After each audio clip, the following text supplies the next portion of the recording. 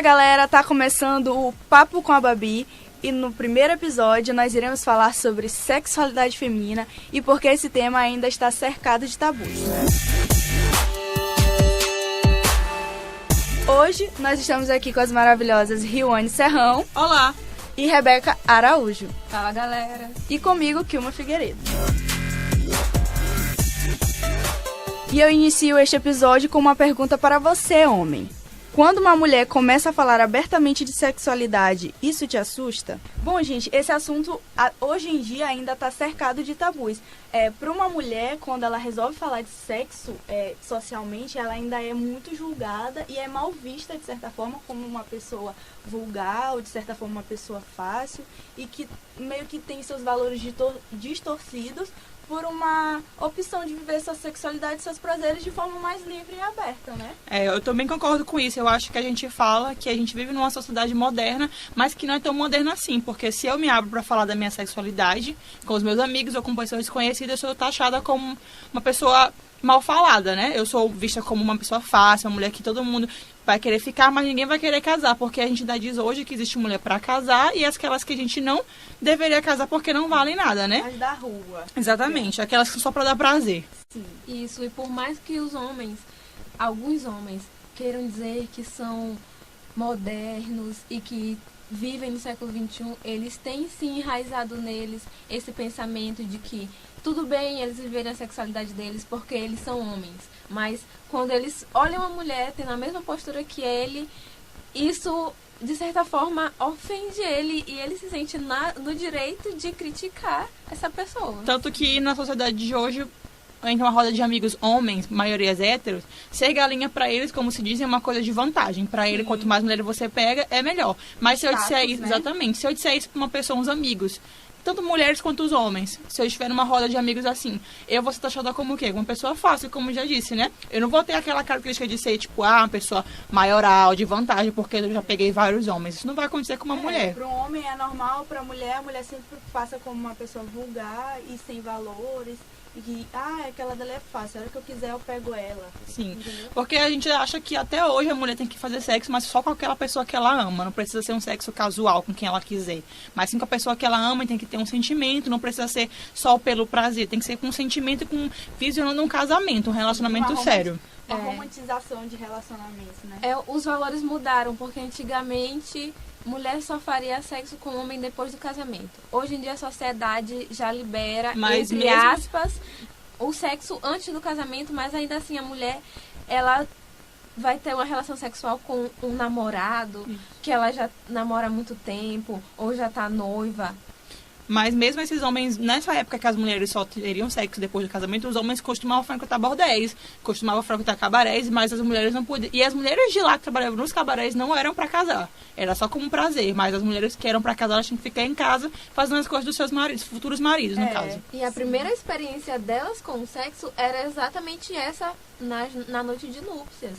Então, ela ia pra cama com uma pessoa que já tinha seus gostos, sem suas prazer preferências e impunha os seus próprios prazeres a uma mulher que muitas vezes era muito mais jovem do que eles, sem experiência nenhuma, e elas nunca viveram outra experiência que não a experiência dos maridos. Sim, a mulher sempre como uma submissa. A gente tem socialmente enraizado de que a mulher é apenas a submissa no sexo, que ela está ali apenas para satisfazer os prazeres do homem e que ela meio que tem que se omitir nessa hora apenas para servir ele, como se ele fosse o protagonista do ato. Isso. Sem contar que esse tabu e esse preconceito existe entre mulheres também. Sim, como sim. Existe entre as mulheres e é muito falado pelas mulheres. Tipo, se eu conto minha vida sexual pra alguma amiga minha que tem esse tabu, ela não vai me achar uma pessoa só pra andar com ela. Porque ela acha que aquilo não é uma conduta que ela faria. Então esse tabu não existe só entre homens héteros, existe também entre as mulheres também. E é uma coisa que eu vivencio no meu meio social, porque eu e uma prima minha, nós somos mais abertos em relação a isso. E nós temos uma prima da nossa idade que cresceu conosco e ela olha pra gente com um tom crítico, de uma forma como vocês se permitem fazer uma coisa dessa. Então, a gente percebe no nosso meio social, de pessoas da nossa idade, ou até mais novos que a gente, pensando ainda dessa forma. O machismo, na própria mulher comete atos machistas, né? De julgar outra mulher com esse com esse tipo de julgamento errado. Assim. Certo, mas é importante também frisar que sexo com amor é sim também prazeroso, mas não é tão necessário. Para ter um sexo casal não precisa ter amor na relação. A gente pode ter sexo justamente só para sentir prazer quando a gente quiser. Uma coisa não anula a outra. Exatamente. Sim, a pessoa tá ali, deu vontade porque é errado. Só porque a pessoa não tem nada sério. Se a pessoa tem vontade, outra tem vontade. É porque as pessoas hoje em dia elas se prendem muito a julgamentos. Ah, a pessoa vai me julgar, vai achar, vão falar isso e aquilo de mim, não sei o que. Sendo que a gente não tem que ligar, entendeu? Porque se a gente for viver a julgamentos alheios, a gente vai ficar o tempo inteiro sem fazer nossas vontades e em função das vontades alheias, dos julgamentos, entendeu? Outro mito que vem se tornando também comum na sociedade é saber com quantos anos a mulher deve perder a virgindade. Porque tem muita gente que julga uma menina nova, menor de 15 anos, que perde a virgindade, julga por ser muito fácil, muito nova por ter perdido a virgindade, mas também isso não quer dizer nada, porque a perda da virgindade, ela vem de quando a pessoa se sente preparada para aquilo, tanto psicologicamente quanto fisicamente para aquilo. Sim, até porque as pessoas ainda têm essa questão de, se guardar e tem aquela questão de, eu só vou perder a virgindade se eu fizer o sexo vaginal, sendo que isso não é uma verdade. A gente sabe que outras práticas sexuais, como sexo oral, sexo anal, tudo isso são práticas sexuais e que a pessoa já está perdendo a virgindade de certa forma, independente de um rompimento de ímã ou não, entendeu? Exatamente. E outra coisa, esse pensamento também reflete nos meninos quanto a perder a virgindade cedo. Então, quanto mais novo o menino perder a virgindade, mais pegador ele é, Sim. mais conquistador ele é, e é o completo oposto para menina, para adolescente. Então a gente vê que essas imposições, eles restringem tanto a mulher e permitem tanto aos homens. Sim. A gente deve fazer o sexo casal quando a gente achar que a gente deve fazer e com a pessoa que a gente acha que deve fazer. Não porque uma pessoa está mandando fazer aquilo ou porque tipo, a sociedade taxa aquilo ou não taxa. A gente tem que fazer sem pensar no que a sociedade vai falar sobre a gente. Fazer o que nos der na telha. Eu acho que é isso que as mulheres estão precisando fazer hoje. Devem fazer hoje. É um ponto muito importante também porque tanto o fazer quanto o não fazer tem que ser uma escolha da mulher. Não uma pressão social de porque, o meu círculo de amizade, minhas amigas todas fazem sexo casual. Sim, e elas dizem, nossa, mas você tem que fazer e acontecer. Não, tem que ser a vontade de cada um, tem o seu modo de ser e de se perceber. De viver a sua vida, né? Mas hoje em dia também a mulher tomar iniciativa tem se tornado cada vez mais comum, né? A mulher sendo protagonista na vontade dela, de falar assim, eu quero, vou chegar e vou falar pro cara. E aí, rola? O que vocês acham sobre isso? Isso também é um ponto muito importante porque a mulher se permite ir conquistar e não só esperar ser conquistada. Sim, sim. É muito importante porque a gente fala da nossa vontade. Fala assim, tô com vontade de pegar ele, vou lá e pego. Exatamente. Até porque quando a gente espera por alguém vir conquistar a gente, pode ser que a gente não encontre alguém Exatamente. que...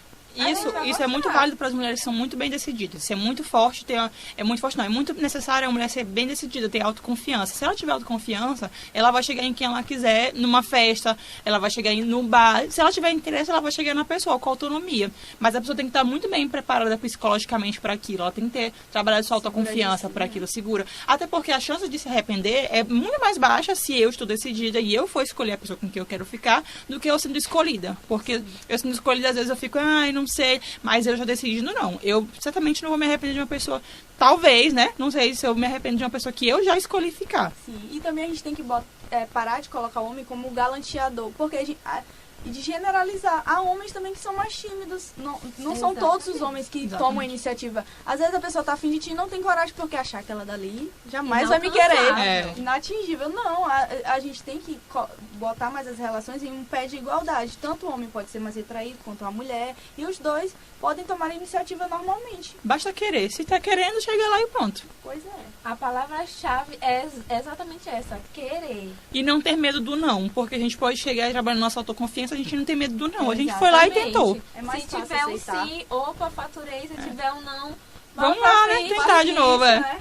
E, em resumo, o que a gente pode entender de sexo casual é um momento onde as pessoas se permitem sentir prazer e a mulher se permitir ter sexo casual, ela está se permitindo sentir prazer. Mas a mulher, ela não se permite ter prazer só com outra pessoa. Ela pode se auto-permitir produzir seu próprio prazer. Isso é verdade, Rebeca. Muitas mulheres, elas procuram prazer em outras pessoas, mas elas esquecem que elas podem ter prazer sozinha. Sim. No caso, como se masturbando, que ainda é um tabu também muito grande na sociedade, a masturbação feminina, não é, Kilma? Sim, sim, até porque a gente tem muito na nossa sociedade do homem se masturbar desde criança, desde de novinho. Isso é normal, ele se masturba. Tá se conhecendo. Tá conhecendo o corpo, se tocando. É da natureza do homem. Da natureza do homem. Mas a mulher também tem a sua natureza sexual como homem e se conhecer para a mulher também é importante, assim como é para o homem, porque é o seu corpo, se conhecer, se tocar, é importante para que você possa não só conviver consigo mesmo, mas também conhecer com seu parceiro de forma mais plena. E esse tabu é tão grande que até as mulheres mesmo, elas têm vergonha de admitir que elas se masturbam. As mulheres não falam abertamente sobre isso numa roda de conversa. Eu me masturbo e tal. Ninguém fala sobre isso totalmente. Sendo que homens têm brincadeiras sobre isso. Eles costumam brincar sobre isso, mas as mulheres não costumam fazer tanto esse assunto assim. A famosa Maria Cinco Dedos. E é justamente esse autoconhecimento que nos proporciona mais prazer. Existem várias formas das mulheres sentir prazer sozinhas ou com parceiro, mas existem várias técnicas da gente sentir nosso prazer. Também vocês conhecem a técnica do pompoarismo? Sim, é uma técnica que possibilita às mulheres não só benefícios fisiológicos, como benefícios sexuais mesmo, de a pessoa poder ter uma troca sexual mútua, onde o homem e a mulher vão se proporcionar prazer, e também benefícios fisiológicos, onde a pessoa vai ter vários ganhos através dos exercícios do pompoarismo. E você, Rebeca, conhece sobre a técnica? Você já ouviu falar, já praticou?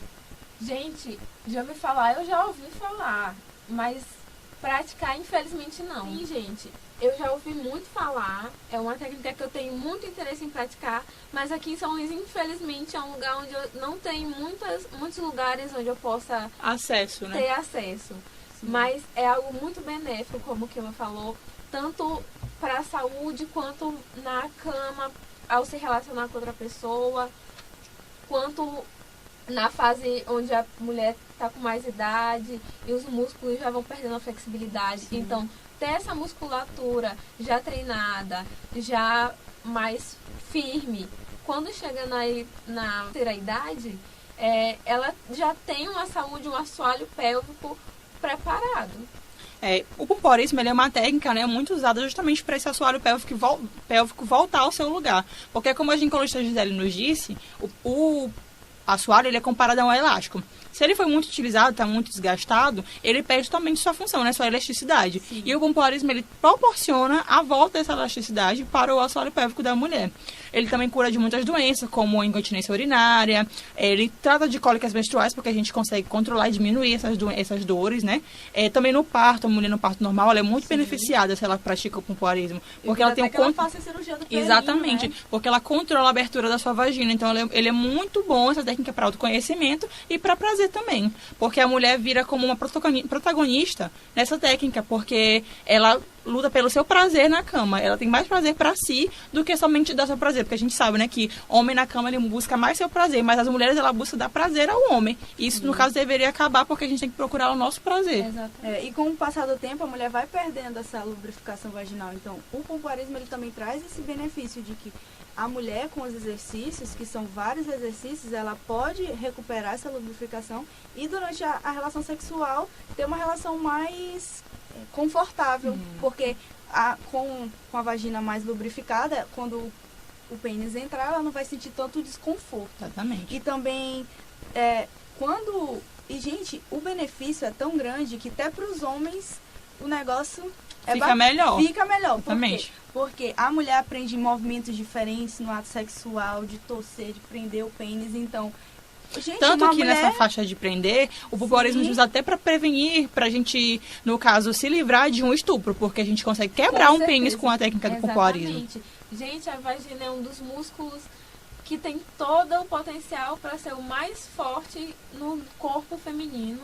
Então, o pompoarismo, aprender a controlar é revolucionário, é essencial para toda mulher. Isso deveria ser propagado em massa.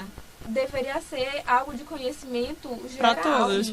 Porque a gente não sabe disso antes de pesquisar. Eu não sabia disso, que existe essa técnica antes de pesquisar. Mais ao decorrer da revista, Isso. porque eu era leiga quanto ao assunto, mas com os benefícios a gente vê que é importante, sim, que mesmo que tu seja nova, com o passar do tempo, tu vai perdendo a elasticidade. E você se preparando, fazendo esses exercícios, você vai se precavendo para os anos futuros. Exatamente. Essa técnica não está ligada tanto só ao prazer, porque ele é recomendado por ginecologista, por causa da saúde física da mulher.